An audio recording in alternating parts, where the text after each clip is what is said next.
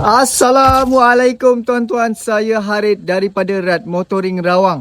Tuan-tuan, depan saya ni saya ada sebuah Mercedes E200 AMG Sport tuan-tuan, tahun 2013 tuan-tuan. Yang ini model W212 facelift. Okey, yang ini saya nak jual dengan harga RM53,800 sahaja. Kereta condition memang sangat-sangat cantik tuan-tuan. Yang ini mileage pun baru 97,000 sahaja tuan-tuan. Okey, pengetahuan tuan-tuan, ini enjin 2.0 sahaja. Okey, tuan-tuan, saya nak tunjuk sikit dekat tuan-tuan. Kereta ni kenapa berbaloi beli. Kereta ni adalah fully petrol. Tayar pun dia dah pakai Michelin tuan-tuan. Dia dah pakai PS5.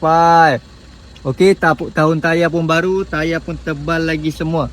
Okey, tuan-tuan, maaf, kereta belum basuh lagi tuan-tuan. Kalau dah basuh, dah polish, memang cantik. Sebab baru saja mendarat tuan-tuan. Okey, kereta ni memakaikan seat Alcantara tuan-tuan. Memang sangat cantik Okey, yang itu ada siap dengan panoramic roof depan dan belakang. Kereta ready puspakom, boleh terus bawa balik tuan-tuan. Okey, tahu tak apa the best part untuk kereta ni tuan-tuan?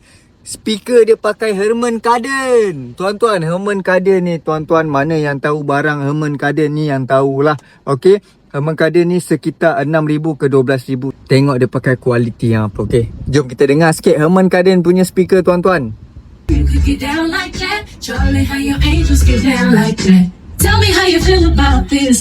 Do what I want if I wanna live. I worked hard and sacrificed to get what I get. Ladies, it ain't easy being independent. Question, I just like this knowledge that I brought. Bragging on that cash that they gave you is the fun. Like you're gonna brag. Alright tuan-tuan, ini adalah W212 E200 facelift yang memang sangat seksi.